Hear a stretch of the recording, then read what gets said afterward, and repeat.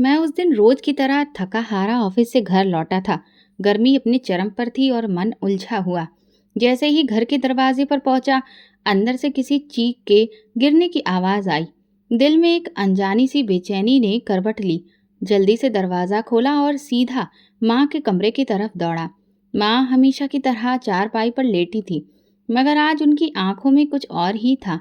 आंखें नम थीं, जैसे कि बरसों का दर्द उनमें जमा हो गया हो। मैं लपक कर उनके पास गया। उनका कमजोर कांपता हुआ हाथ मेरी तरफ बढ़ा, जिसे उन्होंने मेरे सिर पर रखा तो दिल अजीब सा हो गया। उस पल में एक फरियाद छुपी थी, एक दर्द था, एक खामोश चीख थी जो लफ्जों के बिना भी मेरे कानों में गूंज रही थी। माँ कुछ कहना चाह रही थी, लेकिन जुबान ने उनका साथ छोड़ दिया। सिर्फ इशारा था, आंखों का और कांपते होठों का। उनकी निगाहें बार बार दरवाजे की तरफ जाती और फिर मेरी पत्नी शांति की ओर देखती। मैं कुछ समझ नहीं पाया, बस माँ का हाथ थामे उनकी आंखों में झांकता रहा।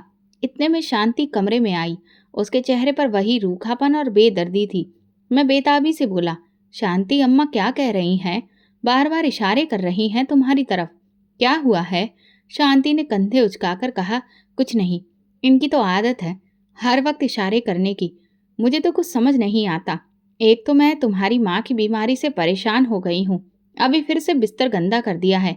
मैं नहीं कर सकती ये सब। शांति की बातें चुभ गईं। उसके शब्द तलवार की तरह दिल पर लगे। लेकिन मैं जानता था कि हालात मेरे हाथ में नहीं हैं। मेरे पास इतनी कमाई फिलहाल नहीं थी कि किसी नौकरानी का इंतजाम कर सकूं। मैंने कहा, ठीक है, मैं खुद साफ कर देता हूँ। शांति ताना मारते हुए हंसी और बोली, रहने दो, तुमसे ये काम नहीं होंगे। और वो कमरे से बाहर निकल गई। मैं चुपचाप माँ के पास बैठा, उनकी आंखों में देखता रहा। अब उनके आंसू खामोशी से बह रहे थे। मैंने उनका बिस्तर साफ किया। बिस्तर की चादर पर वो बोझ नजर आ रहा था जो शायद बरसों की कुर्बानियों के बाद औलाद के हिस्से में आता है। जब मैंने उन्हें साफ सुथरे बिस्तर पर दोबारा लिटाया, उनकी नज़र मेरी तरफ उठी। कुछ कहना चाहा, लेकिन शब्द नहीं निकले। उन्होंने अपनी कमजोर उंगली से बिस्तर पर कुछ लिखने की कोशिश की, जैसे कोई निशान बनाना चाहती हो। मैं समझने की कोशिश करता रहा, लेकिन कुछ समझ नहीं पाया। मैंने उनका हाथ थामा और कहा, अम्मा, आप कुछ कहना चाह रही हैं? बताइए ना, क्या बात है? उन्होंने धीरे से उस दिशा में इशारा किया जिधर शांति गई थी, और फिर अपने होठों पर उंगली रखी, जैसे कहना चाहती हूँ, चुप रहो, कुछ मत बोलो। उस पल मेरे वजूद में घबराहट दौड़ गई। मेरी माँ जो हमेशा हक की बात करती थी, आज मुझसे कुछ छुपा रही थी या छुपाने पर मजबूर थी। दिल में सवालों का तूफान उठ खड़ा हुआ। क्या वो शांति से डरती हैं? क्या वो मुझे कुछ बताना चाह रही है, लेकिन डर के कारण कह नहीं पा रही? मैंने उनके माथे को चूमा और कहा, अम्मा, कुछ भी हो, मैं हूं ना, सब संभाल लूंगा, आप फिक्र मत कीजिए। लेकिन उनकी नजरें कह रही थीं, तुम बहुत देर कर चुके हो अजय। उस रात मैं सो नहीं सका। दिल के अंदर एक बोझ, एक अजीब सी बेचैनी थी। शांति सो चुकी थी, लेकिन मैं माँ के कमरे में जाकर उनके पास बैठ गया। वो सो रही थी, लेकिन नींद में भी उनकी भौंहें सिकुड़ी हुई थीं, जैसे कोई दर्द अंदर ही अंदर उन्हें कचोट रहा हो। कुछ दिनों से मेरे दिल में एक अनजानी सी बेचैनी बस गई थी। कुछ ऐसा जो नजर नहीं आता, लेकिन हर पल महसूस होता। माँ की आंखों में छुपा दर्द, उनके कांपते हाथ, और सबसे बढ़कर वो पल जब शांति कमरे में आती है और अम्मा जैसे हलचल करना ही भूल जाती है। मैं ये सब देख रहा था, लेकिन शायद समझने के लिए तैयार नहीं था। एक शाम ऑफिस से लौटते हुए जैसे ही दरवाजे पर पहुंचा, अंदर से फिर कोई हल्की सी आवाज़ सुनाई दी। मैं तेजी से माँ के कमरे की ओर बढ़ा। दरवाज़ा धीरे से खोला तो देखा, माँ की आंखें नम थीं। वो छत को देख रही थीं, जैसे वहाँ कुछ लिखा हो जो सिर्फ वही पढ़ सकती हो। मैं उनके पास जाकर बैठ गया। उनका हाथ अपने हाथ में लिया तो उसमें कपकपाहट महसूस हुई। मैंने प्यार से पूछा, अम्मा, कुछ कहना है? मैं सुन रहा हूँ। उन्होंने बड़ी हिम्मत करके बोलने की कोशिश की, जैसे कोई राज उनकी जुबान पर आया हो। लेकिन तभी शांति दरवाजे से अंदर आ गई और माँ की नज़रें उस पर पड़ते ही वो बिल्कुल चुप हो गईं। मैं चौंक कर माँ की तरफ देखने लगा। उनकी आंखों में घबराहट थी, जैसे कि वो अपनी बातें छुपा रही हो। शांति ने हमेशा की तरह कुछ कपड़े और दवाइयाँ मेज पर रखी और कहा, दवा का वक्त हो गया है। अगर तुम्हारी बातें हो गई हो तो अम्मा को दवा दे दूं? मैंने इस बार किसी जासूसी अंदाज में कहा, मैं खुद दे देता हूँ। शांति ने थोड़ा चौंक कर मुझे देखा, लेकिन बिना कुछ कहे वापस पलट गई। माँ का चेहरा जैसे कुछ बोल रहा था। उनकी आंखों में एक सिकन सी छिपी थी, या शायद वो जैसे प्रार्थना कर रही थी। मैं उनकी तरफ झुककर बोला, अम्मा कुछ कहना चाह रही थी? शांति के आने से पहले बताइए, मैं सुन रहा हूँ। माँ ने धीरे से आंखें बंद कर ली और इनकार में सिर हिला दिया। उसी रात जब अचानक नींद से मेरी आंख खुली, तो मैंने देखा कि शांति अपने बिस्तर पर नहीं थी। रात के 2 बजे का वक्त था। उस वक्त शांति कहाँ जा सकती है? मैं तुरंत कमरे से बाहर निकला। किचन से शांति के बोलने की आवाजें आ रही थी। वो छुपकर किसी से फोन पर बातें कर रही थी। हाँ, रोज रोज एक जैसा गाना हो गया है, एक जैसा रोना धोना। तंग आ गई हूं मैं। कब तक उनके बिस्तर धोती रहूं? तुम समझते क्यों नहीं हो? मैं इंसान हूं, कोई फरिश्ता नहीं हूं। बस वो औरत मर क्यों नहीं जाती? मेरे कदम वहीं जम गए। दिल जैसे फट गया हो। मैं वापस पलटा तो पांव कांप रहे थे। माँ की तरफ गया तो वो जाग रही थी। आंखों से खामोश आंसू बह रहे थे। मैंने कुछ नहीं कहा, सिर्फ उनके पास बैठा रहा। कुछ देर बाद माँ ने बड़ी मुश्किल से मेरी उंगली पकड़ी और अपनी तरफ खींचा। उनकी नजरें मेरी आंखों में गड़ी थी, जैसे कोई आखिरी बात कहना चाहती हो, जैसे वो बताना चाहती हो कि उनके साथ कुछ हो रहा है। मैं फिर से चुपचाप पूछने लगा, अम्मा शांति कुछ कहती है आपको? कुछ करती है? उनकी पलकें भीग गईं, लेकिन होंठ चुप रहे।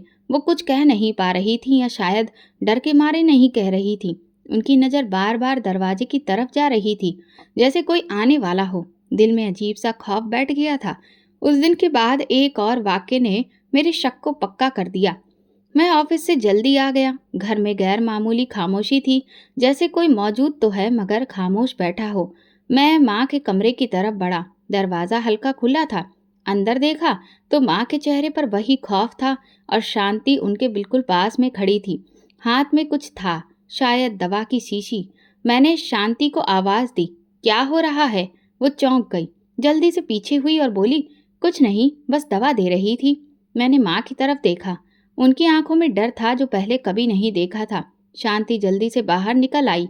मैं माँ के पास गया और पूछा, क्या दवा दे रही थी? माँ ने बड़ी मुश्किल से सिर को हिलाया, जैसे कुछ गलत था, जैसे कुछ ऐसा हो रहा था जो मुझे नहीं पता। अब मुझे यकीन होने लगा था, अम्मा कुछ छुपा रही थी, और शांति इस छिपाए जाने का कारण थी। मेरी माँ जो हमेशा मुझे हर दुख से बचाती थी, अब खौफ के साए में लिपटी चुप थी। और मैं, एक बेटा जो शायद बहुत देर से जगा था। ये कहानी बस इतनी नहीं थी, कुछ था जो अभी सामने आना बाकी था। कुछ शायद मेरे वजूद को झंझोड़ कर रख देता। और मैं उस वक्त के करीब पहुंच रहा था जब खामोशियां सब कुछ बोलने लगती हैं।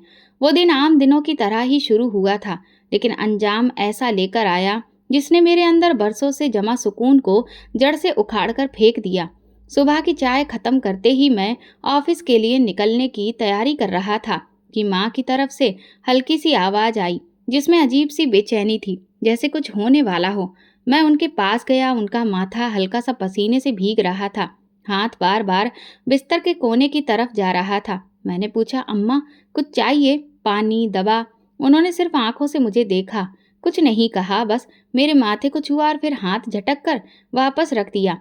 ये उनका तरीका था कि वो कुछ कहना चाहती थी, लेकिन अब जुबान साथ नहीं देती। मैंने शांति को आवाज दी, जो किचन में बर्तन समेट रही थी। शांति, अम्मा कुछ बेचैन सी लग रही हैं। तुम देख लो, मैं ऑफिस जा रहा हूँ। शांति ने चेहरा नहीं मोड़ा, बस इतना बोली, हाँ देख लूंगी। रोज ही बेचैन रहती हैं वो तो। मैं चुपचाप ऑफिस चला गया, लेकिन दिल वहीं अटका रहा, माँ के चेहरे में। दोपहर के करीब अचानक फैक्ट्री से एक मीटिंग रद्द हो जाने की जानकारी मिली। मुझे ये मौका ठीक लगा और मैंने तय किया कि मैं घर चला जाऊं। गेट खोला तो घर में सन्नाटा पसरा था, जैसे वक्त रुक गया हो। कदमों से अंदर गया। अभी जूते भी नहीं उतारे थे कि माँ के कमरे से बुलंद आवाज सुनाई देने लगी, कितनी बार कहा है, मुझे तुमसे नफरत हो गई है। कब मरोगी तुम? कब जान छूटेगी इस जिंदगी से? शांति की आवाज थी। उसकी बातें मेरे वजूद को चीरती चली गई। मैं बिजली की तेजी से दरवाजे तक पहुंचा। वो दरवाजा जो हमेशा धीरे से खुलता था, आज धक्के से खुला। मंजर ऐसा था कि जमीन जैसे मेरे कदमों तले खिसक गई। माँ चारपाई पर सहम कर बैठने की कोशिश कर रही थी। उनके कपड़े बिखरे थे, आंखों में आंसू, और शांति उन पर झुकी हुई, चेहरे पर हद से ज्यादा नफरत। मेरा शब्द टूट चुका था। बस करो शांति, मैं दहाड़ा। वो चौंक कर मेरी तरफ बढ़ी, जैसे चोरी करते पकड़ी गई हो। लेकिन अगले ही लम्हे उसकी आंखों में शर्मिंदगी की बजाय गुस्सा था। तो तुम छुपकर सुन रहे थे ये सब कुछ? तुम्हें दुख नहीं देता जो मैं झेलती हूँ? मैं आगे बढ़कर माँ को खुद से लिपट आया, और जब शांति फिर कुछ कहने लगी, मेरा हाथ अपने आप ही उसके गाल पर पड़ गया। एक खामोशी छा गई, लेकिन कमरे में गूंज बाकी रह गई। शांति कुछ पल चुप रही, फिर होंठ काटते हुए पीछे हटी और आंखों में आंसू लिए कमरे से निकल गई। मैं माँ के पास बैठ गया। वो कांप रही थी। मैंने उनके सिर पर हाथ रखकर दिल ही दिल में भगवान से माफी मांगने लगा। माँ को अकेला छोड़ने के लिए, शांति की जुबान बर्दाश्त करने के लिए, सब कुछ देखकर भी चुप रहने के लिए। उस रात शांति ने मुझसे कोई बात नहीं की। खामोशी का एक पर्दा हमारे बीच पड़ चुका था। कमरे में अंधेरा था और मेरे दिल में एक अजीब सा एहसास जुर्म की हद पार कर दी थी। एक पति होकर अपनी पत्नी पर हाथ उठाया, वो भी तो सारा दिन तड़पती थी, माँ के साथ सारा दिन लगी रहती। ये सब आसान नहीं था। हर घंटे के बाद दवा देना, सफाई करना, खाना खिलाना, नींद बर्बाद करना। क्या मैंने उसके दर्द को नज़रअंदाज किया? मेरे दिल में अब एक जंग छिड़ गई थी। एक तरफ माँ का वो चेहरा जो हर पल मेरी आंखों के सामने था, और दूसरी तरफ पत्नी की वो आंखें जिसमें पहली बार डर था, शायद गुस्सा भी, और शायद मेरी बेवफाई भी। मैं बेचैनी से करवटें बदलता रहा।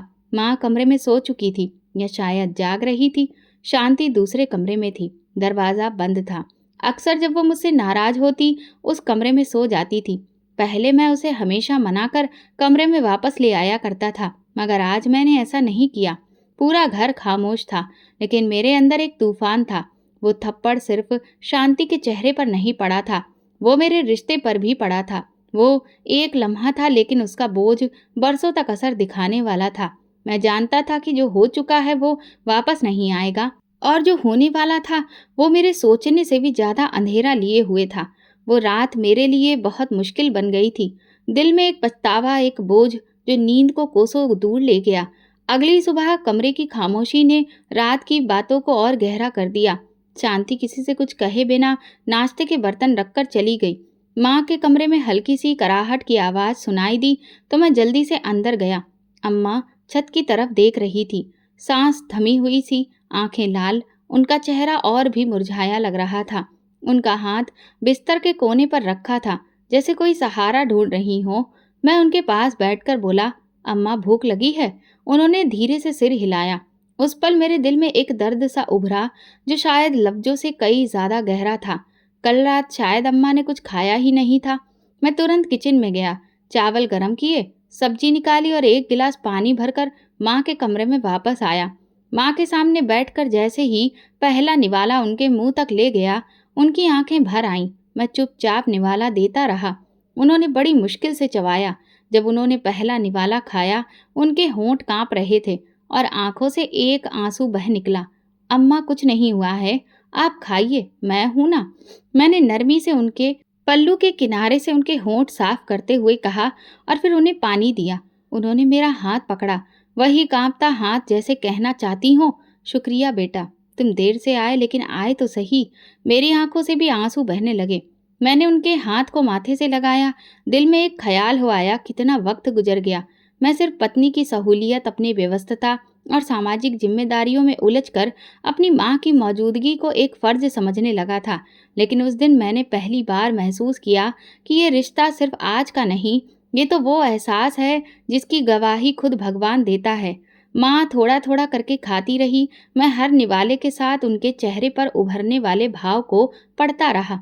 कभी वो लम्हे भर के लिए आंखें बंद कर लेती, कभी हल्की सी मुस्कान आ जाती, जैसे बचपन की कोई याद वापस लौट आई हो। जब खाना खत्म हुआ तो मैंने पानी का गिलास बढ़ाया। उन्होंने मेरे हाथ से पिया। गिलास वापस लेते हुए उनका हाथ कांपा। ऐसा लगा जैसे मेरे दिल की दीवार पर हमेशा के लिए कुछ जम गया हो। तभी शांति दरवाजे पर आ गई। चेहरा सपाट था, लहजा गुस्से वाला। दवा दे दी है, मैंने नरमी से कहा। अभी खिलाया है, कुछ देर में दे दूंगा। वो खामोशी से वापस चली गई। माँ की आंखें फौरन दरवाजे की तरफ गईं। वही डर, वही घबराहट। उनका हाथ मेरे हाथ पर था, लेकिन जैसे उंगलियां और कमजोर हो गई हों। मुझे अंदाजा हो रहा था कि कुछ है जो माँ कहना चाहती है, लेकिन जुबान साथ नहीं दे रही। शायद वक्त सही नहीं है। उस शाम मैंने माँ के करीब बैठकर उनकी तस्वीरें देखना शुरू की। वो तस्वीरें जो पुराने संदूक से निकली थी। वो वक्त जब वो खुद मेरे लिए खाना बनाती थी, रातों को मेरे बुखार में जागती थी, मुझसे लिपेट कर गोद में लोरी सुनाती थी। आज वही माँ बिस्तर से लगी, चुपचाप और मोहताज थी। मैंने उनके सिर पर हाथ रखकर मन में कहा, शर्मिंदा हूँ मैं, तुम्हारे पास होते हुए भी तुमसे दूर रहा। आप जो कुछ भी हैं, मैं तुम्हारे साथ हूँ। उन्होंने धीरे से मेरी उंगलियों को दबाकर मेरी बात का जवाब दिया। उस रात मैं उनके साथ ही बैठा रहा। उनके चेहरे की झुर्रियों में एक उम्र की कहानी लिखी थी और मैं पहली बार उसे पढ़ने की कोशिश कर रहा था। और वो प्यार भरी नज़रें जो एक माँ ही दे सकती है, बिना शिकायत, बिना सवाल के, वो नज़र मेरी पूरी जिंदगी का कर्ज बन गई। माँ को खाना खिलाकर जब मैं कमरे से बाहर निकला तो बाहर की हवा जैसे कुछ और ही कहानी सुनाने लगी। शांति टीवी लॉन्ज में बैठी थी, लेकिन उसके चेहरे पर वो सुकून नहीं था जो कि आम दिनों में होता था। आंखों में उलझन, माथे पर तेवर और होठों पर दबी हुई नाराजगी, जिसे मैं कई दिनों से महसूस करता रहा था। मैंने नरमी से पूछा, काफी देर से चुप हो, सब ठीक है? उसने मेरी तरफ देखा और ठंडी सांस लेकर बोली, अब इस घर में कुछ ठीक रह गया है? एक बीमार माँ जो हर वक्त तुम्हारा ध्यान खींचने की कोशिश करती है, और एक पत्नी जो हर पल कुर्बानी देती है, मगर बदले में तुम्हारा एक नरम शब्द तक नहीं मिलता। मैं खामोश हो गया। शायद वो जो कह रही थी वो अपने हिसाब से सच था, मगर मैं जानता था कि हर सच एक जैसा नहीं देखा जा सकता। शांति ने फिर बात का सिलसिला जोड़ा, देखो अजय, तुम्हारी माँ की हालत अब वैसी नहीं रही जो पहले थी। डॉक्टर भी कह चुके हैं कि कोई बेहतरी मुमकिन नहीं है। दिन ब दिन उनकी तबीयत और बिगड़ती जा रही है, और मैं तो अब थक चुकी हूँ। मेरे सब्र की भी कोई हद है। मैंने गहरी सांस ली। उसके शब्द तेज थे, लेकिन मैं इनकार नहीं कर सकता था कि वो वाकई एक मुश्किल वक्त से गुजर रही थी। शांति, मैं समझता हूँ कि तुम बहुत कुछ सह रही हो, पर माँ भी तो बेबस है। उनका तो सिर्फ हम लोग ही सहारा हैं। मैंने धीरे से कहा, नहीं अजय, वो तेज आवाज में बोली, अब तुम नहीं समझ रहे। तुम सिर्फ माँ को देखते हो, मुझे नहीं। सारा दिन उनकी सफाई करना, दवा देना, खाना बनाना, ठीक है, और ऊपर से तुम्हारी खामोशी। तुम्हें लगता है मैं कोई मशीन हूँ? मैंने उसकी तरफ देखा। आंखों में आंसू थे, मगर वो खुद को जब्त किए हुए थी। मैं तुम्हारी माँ की दुश्मन नहीं हूँ अजय। मैं भी उनकी सेवा कर रही हूँ, दिन रात जागती हूँ, लेकिन अब हर दिन एक जैसा हो गया है। एक सी थकान, एक सी खामोशी। उसकी बातें मेरी रगों में घूमने लगी। क्या वाकई मैं इतना बेखबर रहा? क्या मैंने सिर्फ माँ का दुख देखा और शांति की खामोश चीखों को नजरअंदाज कर दिया? एक पति होने के नाते क्या मैंने इंसाफ किया? मैं कुछ कहे बिना कुर्सी पर बैठ गया। उसके शब्द मेरे कानों में गूंज रहे थे, माँ कभी ठीक नहीं होगी। कब तक ये सिलसिला चलेगा? कब तक मैं अपनी जिंदगी को एक मजबूर वजूद के साए में गुजारती रहूंगी? ये वो बात थी जो मेरे दिल पर हथौड़े की तरह लगी। मैंने अपनी आंखें बंद कर ली। शांति अब धीरे धीरे बात करती रही। मैं सुनता रहा, खामोश, बिना कोई हरकत किए। अगर मैं बीमार हो जाऊं तो मुझ पर भी इतना ही ध्यान दोगे? उसके सवाल पर मैं चौंक गया। उसकी आंखों में कैसा सवाल था जिसका जवाब मेरे पास नहीं था। ये सच है कि माँ अब कभी ठीक नहीं होगी, मैंने खुद से कहा, लेकिन ये भी सच है कि वो एक माँ है जिन्होंने अपनी जिंदगी का बेहतरीन वक्त मेरे लिए कुर्बान किया था। मैं उठकर दोबारा माँ के कमरे में गया। उनकी आंखें बंद थीं, माथे पर पसीना। मैंने तौलिया उठाकर उनका माथा पोंछा। वो धीरे से जागी और एक कमजोर सी मुस्कान उनके चेहरे पर आई। मैं उनके पास बैठकर सोचता रहा। शांति के शब्द, माँ के हालात और अपने बीच की कसमकस। ऐसा लग रहा था जैसे मैं दो किनारों के बीच में लटका हुआ हूँ।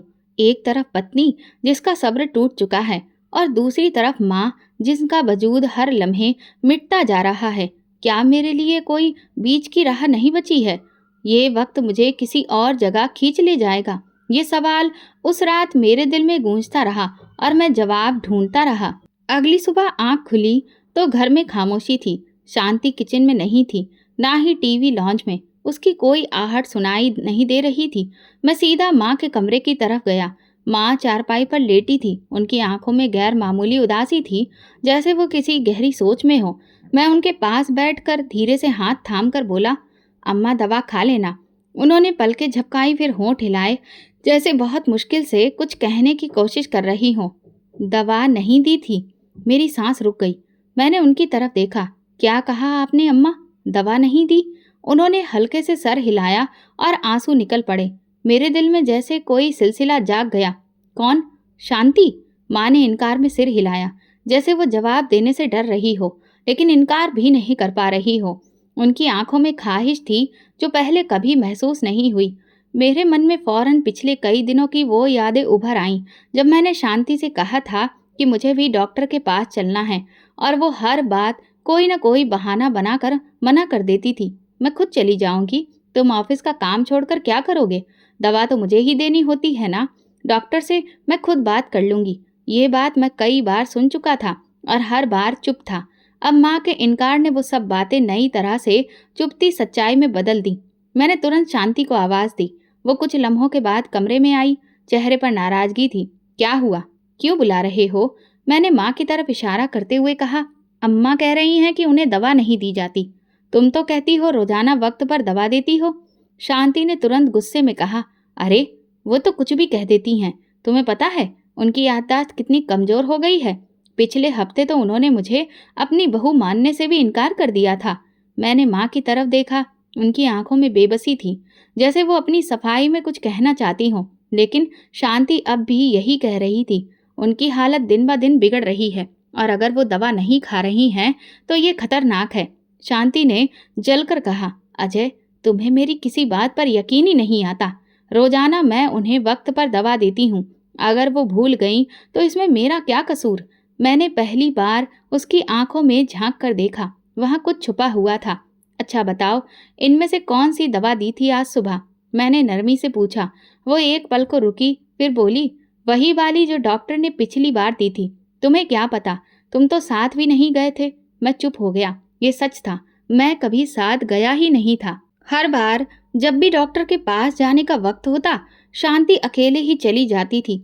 मैं कई बार बोला कि चलो, मैं भी चलता हूँ, बात करनी है डॉक्टर से, मगर हमेशा जवाब एक जैसा होता, मैं संभाल लूंगी, तुम्हारी फैक्ट्री का काम ज्यादा जरूरी है।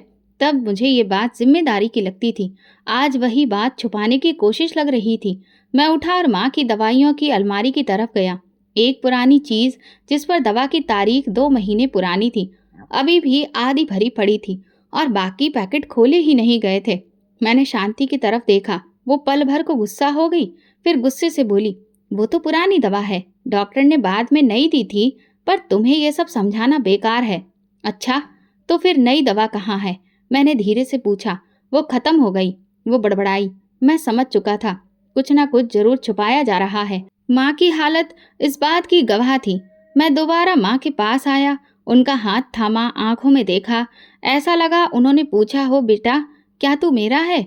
उस लम्हे मैं टूट गया। मैं एक बेटा जो अपनी माँ के लिए सब कुछ होना चाहिए था, आज खुद अनजाने में उनका हाथ छीनने वालों में शामिल हो गया था। मैंने लेकिन खुद से फैसला किया कि अब मैं कुछ छुपने नहीं दूंगा। अब वक्त था सच को बेनकाब करने का। शाम के करीब काम पूरा किए बिना ही मैं ऑफिस से निकला। रास्ते में बार बार दिल में प्रार्थना थी कि भगवान मेरी माँ को ठीक कर दो। जैसे ही घर का दरवाज़ा खुला, बिल्कुल खामोशी थी, लेकिन माँ के कमरे से हल्की सी सिसकियाँ सुनाई दी। मैं घबराकर अंदर पहुंचा तो वहां का मंजर देख मुझ पर बिजली गिर गई। माँ फर्श पर औंधे मुंह गिरी पड़ी थी। उनकी सांसें उखड़ी थीं, हाथ फैले थे और कपड़े मिट्टी से सने हुए थे। अम्मा! मेरे मुंह से चीख निकली। मैंने तुरंत उन्हें सीधा किया। उनके होंठ फटे थे, माथे पर हल्की चोट का निशान था, आंखें आधी खुली थीं। इस तकलीफ में वो मुझे पहचानने की कोशिश कर रही थी। शांति! मैं बुलंद आवाज में पुकारने लगा। ये क्या हुआ है? किचन से उसकी आवाज आई। अब क्या हो गया? क्यों चीख रहे हो? अम्मा जमीन पर गिरी हुई थी। मैंने गुस्से से कहा। वो कमरे में दाखिल हुई और एक नज़र माँ पर डालकर तुरंत बोली, फिर वही ड्रामा। अजय, अब तो तुम भी समझ जाओ, ये सब उनकी आदत है। खुद को जानबूझकर गिरा लेती हैं ताकि मुझे जालिम साबित करें। मेरे हाथ माँ के चेहरे से मिट्टी साफ कर रहे थे, लेकिन शांति के शब्द मेरे कानों में जहर घोल रहे थे। तुम्हें लगता है उन्होंने खुद को गिराया है? मैंने यकीन से पूछा। हाँ और क्या, मुझे नहीं पता क्या? मैं भी बाथरूम में थी और जैसे ही बाहर आई देखा कि वो फर्श पर पड़ी हैं। पहले भी वो ऐसा कर चुकी हैं। मैं कई बार उन्हें गोद में उठाकर चारपाई पर लिटा चुकी हूँ। अब मुझसे नहीं होता ये सब। माँ मेरी गोद में धीरे से सिर रख चुकी थी आंखों से एक आंसू बहकर निकला। क्या ये भी ड्रामा है? मैंने शांति की तरफ देखकर बोला। वो चुप रही। शायद मेरे लहजे में कुछ था जिसने उसे एक लम्हे को पीछे हटा दिया। मैंने माँ को आराम से उठाकर चारपाई पर लिटाया। उनकी हड्डियों से अजीब सी आवाज आ रही थी, जैसे पूरा वजूद टूट चुका हो। मैंने उनके पैर सीधे किए, बाजू सहलाए और एक कंबल उड़ा दिया। माँ का चेहरा कुछ कह रहा था। उनकी आंखें बार बार मेरी आंखों में झांक रही थीं, जैसे कह रही हो, बेटा अभी भी वक्त है, संभल जा। शांति बिना कुछ कहे पलट कर चली गई। मेरे दिल में अजीब सी गूंज थी, जैसे हर कदम उसे रिश्ते से दूर ले जा रहा हो, उस रिश्ते से जिसे मैंने कभी अपनेपन की बुनियाद समझा था। मैंने माँ के लिए पानी गर्म किया, नरम तौलिया लिया और उनका चेहरा धोना शुरू किया। चोट का निशान गहरा होता जा रहा था। हर धोए जाने वाले धब्बे के साथ मेरे दिल पर एक नया दाग लग रहा था। मैंने प्यार से पूछा, अम्मा बताइए ना, गिर कैसे गईं? फिर उनकी आंखों में आंसू आए, लेकिन होंठ बंद रहे। उन्होंने धीरे से सिर हिलाया, जैसे कह रही हो, अब देर हो चुकी है। मैं अंदर से टूट चुका था। उसी रात शांति ने मेरे सामने आकर सिर्फ इतना कहा, देखो अजय, अगर तुम्हें मेरी बातों पर भरोसा नहीं तो बेहतर है कि तुम खुद संभालो अपनी माँ को। मैं अब ये सब नहीं कर सकती। वो मुझे पसंद नहीं करती, हमेशा तुम्हारे सामने खुद को लाचार बनाकर दिखाती हैं। तुम मेरी बात सुनने की बजाय उनका दुख देखते हो। मैंने कोई जवाब नहीं दिया। रात के पिछले पहर जब सारा घर नींद में था, मैं माँ के बिस्तर के पास बैठा उनके चेहरे को देख रहा था। सुबह हुई तो मैंने माँ के लिए नरम खिचड़ी बनाई, खुद उन्हें खिलाई, दवा दी और खुद से वादा किया कि अब उन्हें अकेला नहीं छोड़ूंगा। लेकिन दिल के किसी कोने में गूंजता डर चुपचाप बैठा था, जो मुझसे कह रहा था कि क्या तुम संभाल पाओगे? क्या शांति ये सब बर्दाश्त करेगी? थोड़ी देर बाद शांति मेरे पास आई। उसके चेहरे पर थकान के साथ कोई फैसला झलक रहा था। वो बोली, अजय, क्या हम अपनी जिंदगी को यूं ही गुजारते रहेंगे, रोज अम्मा के साय में, उनकी बीमारी में, उनके दुख में? मैंने नरमी से कहा, ये जिंदगी उनकी दी हुई है। अगर अब उनका वक्त है कि वो हम पर बोझ बने तो क्या हम उनसे मुंह मोड़ लें? वो गहरी सांस लेकर बोली, मेरी एक सहेली है रीमा, उसकी सास भी तुम्हारी अम्मा जैसी ही थी, बीमार, कमजोर, जिद्दी। रीमा भी ये सब कुछ सहती रही, मगर फिर उसने फैसला कर लिया कि वो खुद को बर्बाद नहीं करेगी। उसने अपनी सास को शहर के एक ओल्ड एज होम में छोड़ दिया। मेरे दिल में झटका सा लगा। मैं चौंक कर उसकी तरफ देखा। क्या मतलब? तुम कह रही हो कि मैं अम्मा को? हाँ अजय, मेरी बात पूरी सुनो। रीमा की सास अब वहाँ खुश हैं। उन्हें दिन भर नौकर लोग देखते हैं, वक्त पर दवा मिलती है, और अब जब उनसे बात होती है तो रीमा और उसका पति भी खुश है। जिंदगी में सुकून आ गया है। मैंने नजर झुका ली, शब्द मेरे गले में अटक गए। एक तरफ शांति की बातें जिनमें अपनी सहूलियत का पहलू था, दूसरी तरफ माँ का वो कमजोर बाजू जो कल जमीन पर पड़ा मिला था। क्या मुझे भी लगने लगा है कि अम्मा वहाँ खुश रहेंगी? शांति ने कंधे पर हाथ रखकर कहा, हमारी जिंदगी भी कोई जिंदगी है, दिन रात दबा, सफाई, रोना, जिद, और तुम हमेशा उनके आसपास रहते हो। हमारा कोई हक नहीं? क्या मेरी जिंदगी का कोई मकसद नहीं? मैं चुप रहा। उसकी हर बात में एक तर्क था, मगर वो मोहब्बत और जज्बा कहाँ था जो मैं माँ की आंखों में रोज देखता था। देखो अजय, वो बोली, मैं ये नहीं कहती कि तुम उनसे मोहब्बत ना करो या उन्हें छोड़ दो। मैं सिर्फ कह रही हूँ कि उनके लिए ऐसा माहौल बेहतर हो सकता है जहाँ वो बेहतर तरीके से संभाली जा सकें। हम अकेले कब तक निभाएंगे? मैंने गहरी सांस ली और दिल में सोचा, क्या मैं सच में थक गया हूँ? जिस्मानी नहीं, जज्बातों के तौर पर। हर दिन एक नई तरह से शुरू होता था, और ये सच था कि अम्मा की तबीयत बेहतर नहीं हो रही थी, बल्कि बिगड़ रही थी, और मेरे पास अब कोई हल नहीं था। उस रात जब मैं माँ के पास गया, वो जाग रही थी। उन्होंने मुझे देखा जैसे सब समझ गई हो। उन्होंने मेरा हाथ धीरे से दबाया, पलकें झपकाकर जैसे इजाजत दी हो। मेरे दिल में तूफान उठा। क्या अब वो समझ गई कि उन्हें घर से जाना होगा, या वो मुझ पर भरोसा करके बेफिक्र थी? शांति की बातें व्यवहारिक थीं, मगर माँ का चेहरा सच पर सवाल था। मैंने खुद को एक भावनाओं के भंवर में फंसा हुआ महसूस किया। हर जवाब के साथ एक नई उलझन सामने आई, और उन सबके बीच अजय, एक बेटा, एक पति, एक इंसान जो दो रिश्तों के बीच टुकड़ा टुकड़ा हो रहा था। मैंने कोई फैसला नहीं किया। उस रात बहुत देर तक माँ का हाथ थामे, आंखें बंद किए बैठा रहा। शायद फैसला मेरी जगह वक्त करेगा। शायद वे खामोश आंखें जिनमें अब भी एक दुआ बंधी हुई थी, वो सुबह जैसे कयामत की खामोश शुरुआत लेकर आई। सूरज अभी पूरी तरह से नहीं निकला था, लेकिन मेरे दिल में एक साया छाया हुआ था। पिछली रात माँ का चेहरा, शांति की बातें जिनमें अपने आराम को ज़्यादा महत्व दिया जा रहा था, मेरी उलझनें अंदर ही अंदर मुझे कचोट रही थी। थोड़ी देर बाद जैसे ही मैं माँ के कमरे की तरफ गया, वहाँ से तेज बदबू मेरी नाक में घुसी। मेरा दिल डूबने लगा। माँ बिस्तर पर लेटी थी, लेकिन इस बार उनके आसपास सब बिखरा हुआ था। चादर, तकिया, बिस्तर सब गंदा। उनका चेहरा शर्मिंदगी और बेबसी का आईना बना था। वो मुझे देख रही थी, जैसे माफ़ी मांग रही हो, जैसे कहना चाह रही हो, बेटा मैंने जानबूझकर नहीं किया। मैं चुपचाप उनके पास गया, कुछ नहीं बोला, बस नरमी से चादर हटाई, साफ कपड़े निकाले और माँ को संभाला। वो बेचारी इस कदर घबराई हुई थी कि उठते ही कांपने लगी। मैंने उन्हें धीरे से सहारा दिया, पानी से चेहरा पोंछा और फिर बिस्तर पर लिटा दिया। जैसे ही मैं सफाई पूरी करके बाहर निकला, शांति किचन के दरवाजे पर खड़ी थी, आंखों में वही थकान, लेकिन आज कुछ और भी था। फैसला। बस अब बहुत हो गया अजय, वो चट्टान की तरह खड़ी बोली। ये सब मुझसे अब नहीं होता। सुबह उठते ही गंदगी साफ करो, सारा दिन संभालो और तुम बस हमदर्द बने घूमते रहो। आज फैसला कर लो, या तो वो रहेगी या मैं। तुम्हारी माँ के लिए तुम्हारा फर्ज खत्म ही नहीं होता, तो मेरी पत्नी होने का भी कोई हक मुझे मिलेगा या नहीं? तुम चाहते हो मैं सारी उम्र एक बिस्तर पर पड़ी औरत के आसपास अपनी जिंदगी की धारा बनाकर रखूं? मैं कुछ कहना चाहा, लेकिन उसने हाथ उठाकर रोक दिया। नहीं, आज कोई बहस नहीं, बस एक बात सुन लो, या तो उन्हें ओल्ड एज होम ले जाओ या फिर मुझे मेरे मायके छोड़ दो। मैंने ठंडी सांस भरकर घर बचाने के लिए माँ से अलग होने का सोचा, जो मेरी रूह को जख्मी कर गया। शाम होने से पहले मैंने खामोशी से एक ओल्ड एज होम के बारे में पता किया, कमरा पसंद किया और अगले दिन के लिए वक्त तय कर लिया। जब माँ को बताया, वो चुप हो गई। उनकी आंखें नम हो गईं, लेकिन होठों पर कोई शिकायत नहीं आई। बस उनका कांपता हुआ हाथ मेरे हाथ पर आया और उन्होंने इनकार में सर हिलाया। आंखों से साफ साफ कहा, मत लेकर जाओ, मैं यहाँ रहना चाहती हूँ अपने बेटे के साथ। मेरा दिल फटने को आया। मैंने उनके हाथ को चूमा, माथे पर हाथ फेरा और खामोशी से कहा, मुझे माफ़ कर देना माँ, मैं कमज़ोर हो गया हूँ। अगले दिन जब हम गाड़ी में रवाना हुए, माँ की आंखें बार बार बाहर देखती रहीं। ना वो कुछ बोली ना मैं। हर गुजरती इमारत, हर सड़क का मोड़ उनकी ज़िंदगी से जुड़ी किसी याद की तरह था। जब हम ओल्ड एज होम पहुंचे तो दरवाजे पर मौजूद लोगों ने नरमी से माँ को व्हील चेयर में बिठाया।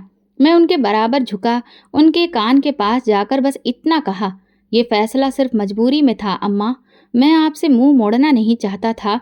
माँ ने धीरे से मेरी तरफ देखा, आंखों में आंसू थे, लेकिन उनकी खामोशी मुझे सजा दे रही थी, जैसे वो कह रही हो, बेटा जिस पत्नी को बचाने के लिए तुम माँ से मुंह मोड़ सकते हो, उसे जिंदगी कभी माफ़ नहीं करती।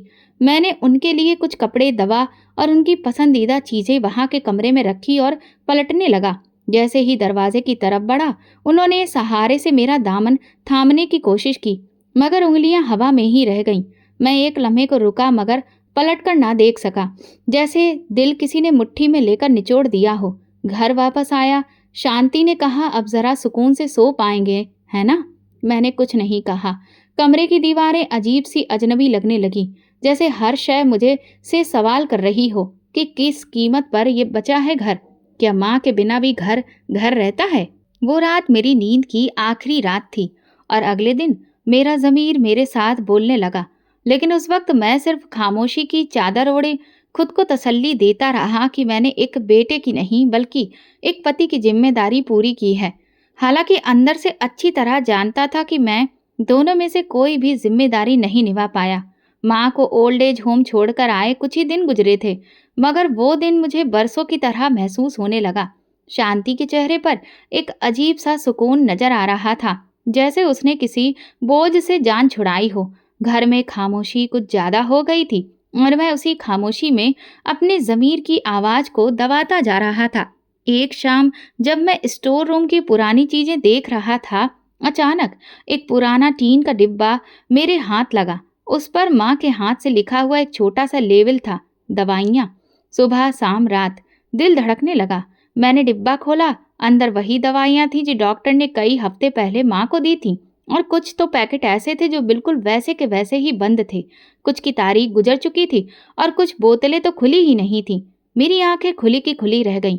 ये कैसे हो सकता है? शांति तो कहती थी कि रोज दवा देती है। दिल में एक सांप रेंग गया। मैंने शांति को आवाज दी। वो किचन में खड़ी चाय बना रही थी। मैंने हाथ में वो डिब्बा उठाया और उसके सामने रखा। ये देखो, माँ की दवाइयाँ सब की सब वैसे के वैसी क्यों पड़ी हैं? तुम तो कहती थी कि दवा खत्म हो गई थी, नई लाई थी। उसने एक लम्हे खाली आंखों से डिब्बा देखा, फिर चेहरे पर बड़ी मासूमियत लाते हुए बोली, अरे ये पुरानी दवाइयाँ हैं। डॉक्टर ने बाद में कुछ दवाइयाँ बदल दी थी, मैं वो लाई थी। ये सब पुरानी थी इसलिए रख दी थी। मैं शक भरी नजर से उसकी तरफ देखने लगा। मगर तुमने तो कभी नहीं बताया कि दवा बदली थी। जब मैंने पूछा तो तुमने कहा था सब कुछ वक्त पर दिया जा रहा है। वो झल्लाकर बोली, अजय, तुम्हें हमेशा मुझ पर शक ही करना है ना? अब अगर मैंने अलग रख दी थी तो क्या हुआ? हर बात का हिसाब देना पड़ेगा मुझे। मैं चुप हो गया, लेकिन अंदर से बेचैन मन की हालत दिन ब दिन बिगड़ रही थी और मैं अंधों की तरह भरोसा करता रहा। मेरी आंखों के सामने वो लम्हा घूम गया जब माँ ने बेहोश होकर सिर हिलाया था। मैंने टूटे शब्दों में कहा था, दवा नहीं देती। जब तब मैंने उनकी कमजोरी को याददाश्त की भूल समझा, लेकिन अब हकीकत किसी और तरफ जा रही थी। मैंने तुरंत अपनी गाड़ी निकाली और ओल्ड एज होम पहुंचा। माँ बगीचे में व्हीलचेयर पर बैठी थी। धूप में उनका चेहरा चमक रहा था। मुझे देखते ही उनकी आंखों में चमक सी आ गई, जैसे वर्षों बाद कोई अपना नजर आया हो। मैं उनके पास जाकर पहुंचा, उनके पैर छुए, उनके हाथ थामे और उनकी हड्डियों की गर्माहट महसूस की। उनके प्यार में वो ममता थी जो मैंने हमेशा महसूस की थी। अम्मा, दवाई वक्त पर मिल रही है? मैंने नरमी से पूछा। उन्होंने धीरे से पलकें झुकाईं, फिर सिर हिलाया। पहले नहीं। उनके होठों से बस इतना निकला। मेरी रूह कांप गई। किसने नहीं दी? मैं पूछना चाहता था, लेकिन उनकी सांसें तेज हो गईं, जैसे डर फिर से लौट आया हो। मैंने तसल्ली दी, पानी पिलाया और उनके साथ कुछ वक्त बैठा रहा। मैंने महसूस किया माँ कुछ कहना चाह रही है, लेकिन जुबान साथ नहीं दे रही। वापसी पर मैं सीधा उस डॉक्टर के क्लिनिक गया जहाँ माँ को शांति ले जाया करती थी। मैंने पुराना रिकॉर्ड निकलवाया, दवाओं की पुरानी लिस्ट देखी और फिर जो देखा उसने मेरे अंदर की बुनियाद हिला दी।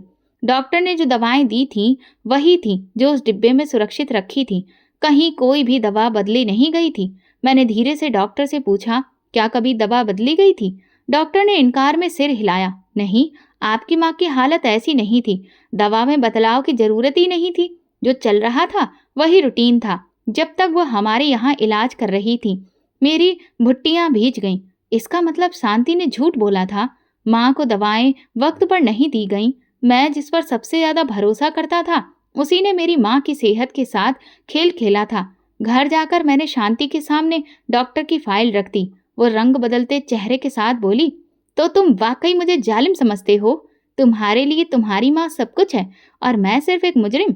ठीक है, मैं गलत थी। मैंने कुछ वक्त दवा में ढिलाई की, मगर क्या मैंने बात को बीच में काटते हुए कहा, शांति, तुम्हें मेरी माँ पर रहम नहीं आया?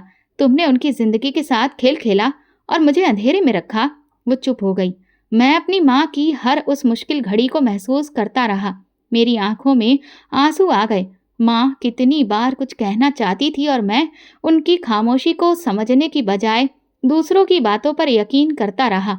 अब जब सब कुछ सामने आ चुका था, बस एक सवाल रह गया था, क्या वक्त मुझे वो सब लौटा सकता था जो मैं अपनी माँ से छीन चुका था? शायद नहीं।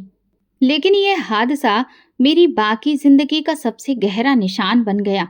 माँ की दवाइयों का राज जब बेनकाब हुआ, मेरे अंदर कुछ टूट गया। मैंने फैसला कर लिया कि मैं अब और चुप नहीं रहूंगा। अगले दिन माँ को ओल्ड एज होम से वापस लाने की तैयारी शुरू कर दी। उन्हें वापस घर लाकर उनकी सेवा करना चाहता था। शायद वक्त के कुछ जख्म भर सकूं, मगर कुदरत शायद मेरे इरादों की परीक्षा के लिए कुछ और ही मंसूबा बना चुकी थी। एक सुबह जैसे ही मैं फैक्ट्री पहुंचा, गार्ड ने बदहवासी में दरवाजा खोला। साहब, अंदर आग लग गई है। मेरी आंखों के सामने अंधेरा छा गया। मैं पागलों की तरह अंदर दौड़ा। गोदाम की पिछली दीवार की तरफ शोले हवा में जोर जोर से उठ रहे थे। सब लोग कोशिश कर रहे थे। फायर ब्रिगेड को कॉल की जा चुकी थी, लेकिन बहुत देर हो चुकी थी।